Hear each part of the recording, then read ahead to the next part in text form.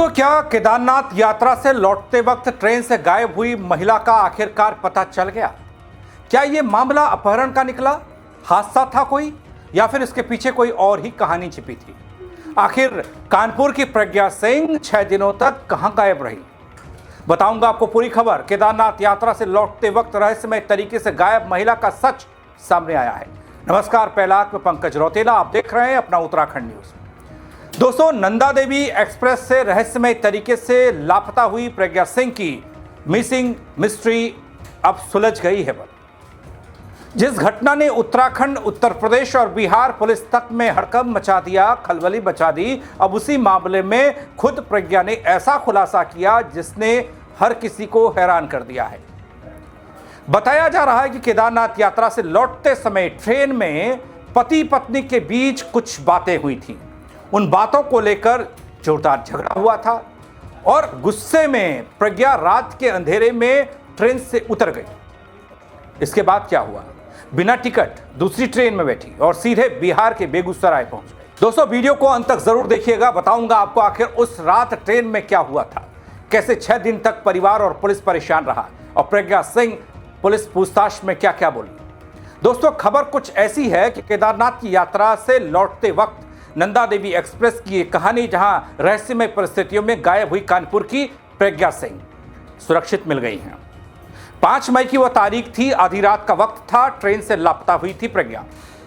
6 दिन बाद बिहार के बेगूसराय से बरामद हो गई। इस घटना ने उत्तराखंड से लेकर उत्तर प्रदेश, बिहार तक में हड़कंप मचाया था।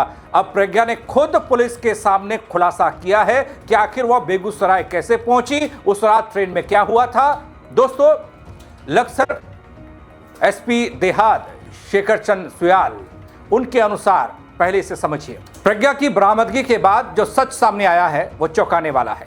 शुरुआती जांच में अपहरण या किसी हादसे की आशंका जताई जा रही थी, लेकिन प्रज्ञा ने बताया कि ट्रेन में सफर के दौरान उसका अपने पति मनीष से किसी बात को लेकर तीखा झगड़ा हुआ था। कल शाम को बेगूसराय में वो महिला सुरक्षित मिली हैं, अपने उनके परिजनों के साथ हैं, और उन्होंने ये बात बताई कि वो किसी चीज़ को लेकर थोड़ा नाराज़ थी तो अकेले चली गई।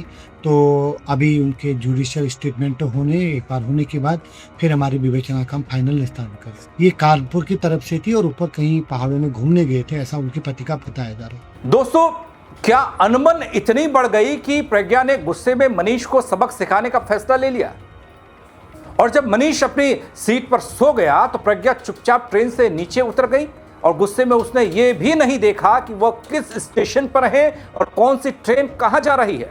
दोस्तों, पुलिस पूछताछ में प्रज्ञा ने यह बताया है कि वह स्टेशन पर खड़ी एक दूसरी ट्रेन में बिना टिकट चढ़ गई। उसे उस वक्त यह अंदाजा भी नहीं था कि वह ट्रेन उसे सीधे बिहार ले जाएगी। जब वह बिहार के बेगूसराय पहुंची तब उसे अपनी स्थिति का एहसास हुआ। वहां पहुंचने के बाद उसने अपनी मां को फोन किया और जानकारी दी कि वह सही सलामत है, जिसके बाद पुलिस ने तकनीकी सर्विलांस की मदद से लोकेट किया।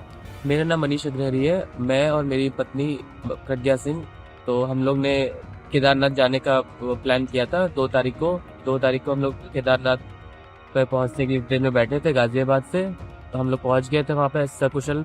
फिर वहाँ पे हम लोग ने अच्छे खासे से ट्रिप किया। वहाँ पर 5 तारीख को हम लोग को लौटने का था, रात को देहरादून से गाजियाबाद के लिए। हम लोग वहाँ पे पहुँचे देहरादून में अपने ट्रेन में बैठे।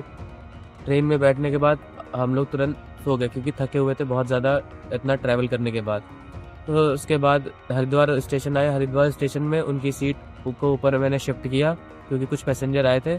उसके बाद फिर मैं सो गया। उसके बाद क्या हुआ कि मैं जब मेरी नींद खुली तब वो मुजफ्फरनगर आगे स्टेशन क्रॉस कर गया था और मैंने पाया कि मेरी पत्नी जो है वो अपनी सीट पे नहीं है। तो मुझे लगा कि वो शायद अपने वॉशरूम गई होंगी, बाथरूम गई होंगी। बट 5 मिनट बाद देखा कि वो तब तक नहीं आई। मैंने उनको कॉल किया, कॉल स्विच ऑफ जाने लग गया। मैं उतरा, सारे चेक किए, सारे बाथरूम चेक किए, सारे बोगियों के लेफ़्ट राइट। वहाँ पे लोगों से पूछा कि किसी को उतरते देखा। मेरी वाइफ को पिंक कलर का, उसने डार्क गहरा पिंक कलर का सलवार सूट पहन रखा है। तो फिर मैंने उसके बाद पुलिस कंप्लेंट करी। वहीं पर रेलवे कंप्लेंट 139 पे डायल किया हेल्पलाइन के लिए, तो कोई भी ज़्यादा एक्शन नहीं लिया गया। फिर जब मैं देखा कि नहीं दिख रही, तब तक मैंने वेट किया। मैंने कहा कि हो सकता है शायद गाज़ियाबाद में उतर जाए, तो गाज़ियाबाद में उसका बाकी और इसके साथ ये भी है कि वो उसके साथ वो मोबाइल भी था उसका पर्सनल, वो भी नहीं काम कर रहा, उसकी स्विच ऑफ हो रखा है, और बाकी का सारा सामान उसकी बर्थ में ही था। तो जो कि मैं गाज़ियाबाद में लेके उतर गया। फिर मैं वहाँ से गाज़ियाबाद के जीआरपी और आरपीएफ के थानों में गया, वहाँ पे स्टेशन गई, वहाँ पे उनसे कंप्लेंट किया, उनसे सारी मैंने पिछले स्टेशनों का वो ब्यौरा पूछा कि कुछ ऐसा हादसा तो नहीं हुआ है, तो उन्होंने बताया कि नहीं ऐसा कुछ नहीं हुआ है। दोस्तों, घटना 5 मई की रात की है, जब प्रज्ञा और मनीष केदारनाथ दर्शन के बाद नंदा देवी एक्सप्रेस से गाजियाबाद लौट रहे थे। मनीष के मुताबिक इससे पहले हरिद्वार स्टेशन तक सब कुछ सामान्य था। मुजफ्फरनगर के पास जब मनीष की आंख खुली तो प्रज्ञा गायब थी। काफी देर तक जब वो सीट पर नहीं लौटी तो मनीष ने पूरे डिब्बे वॉशरूम में तलाशी शुरू की। प्रज्ञा का मोबाइल फोन भी बंद आ रहा था, जिसके बाद रुड़की कोतवाली में गुमशुदगी की एक रिपोर्ट दर्ज होती है। दोस्तों, जांच के दौरान पुलिस को भारी दिक्कतों का भी सामना करना पड़ा। ये पुलिस कहती है मनीष ने आरोप लगाया था कि रुड़की और मुजफ्फरनगर जैसे महत्वपूर्ण स्टेशन के सीसीटीवी कैमरे काम नहीं कर रहे थे, और इस वजह से यह पता लगाना मुश्किल हो गया था कि प्रज्ञा किसी के साथ गई है, खुद उतरी है, या उसके साथ कोई हादसा हुआ है। दोस्तों, पुलिस ने रेलवे ट्रैक पर कई किलोमीटर तक सर्च ऑपरेशन भी चलाया था। दोस्तों, पुलिस ने प्रज्ञा को बरामद किया और उसके परिजनों को सौंप दिया, और अभी कानपुर स्थित अपने घर पर है। पुलिस का यह कहना है कि यह मामला पूरी तरीके से पारिवारिक विवाद, गुस्से में उठाए गए कदम का है। दोस्तों, इस घटना के सुखद अंत के बाद परिवार ने राहत की सांस ली है। हालांकि रेलवे की सुरक्षा, सीसीटीवी के काम ना करने पर सवाल अब भी बरकरार हैं।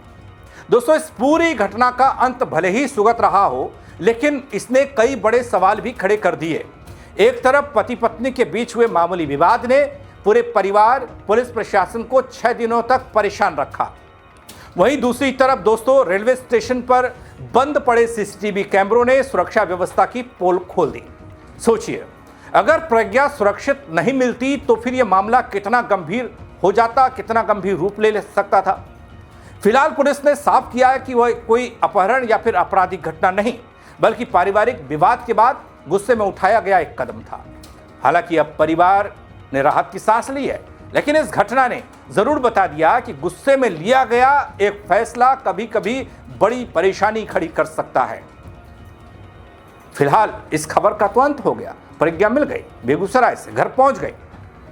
लेकिन सवाल जो मैंने पूछे, जो सवाल सिस्टम को लेकर थे, निगरानी तंत्र को लेकर थे, देश के कई लोग, विदेशों के कई लोग ट्रेन के जरिए सफर कर रहे हैं, कई पड़ाव, कई स्टेशन हैं, उन स्टेशंस पर किस तरह की व्यवस्था है, इस खबर के दौरान वो पोल खुलती हुई दिखाई दी। फिलहाल इस खबर में इतना ही, लेकिन इस पूरे मामले को किस नज़र से आप देखते हैं, कमेंट के जरिए ज़रूर बताइएगा। दोस्तों, शेयर भी कीजिएगा। कई लोग ये जानना चाहते हैं कि प्रज्ञा के साथ हुआ क्या था, तो वो भी देख पाएं। फेसबुक पर देखेंगे तो फॉलो कर लीजिएगा, यूट्यूब पर सब्सक्राइब नहीं किया है तो वो भी कर दीजिएगा। दोस्तों, मेरे साथ जुड़ने के लिए आप सबका बहुत शुक्रिया। जय उत्तराखंड।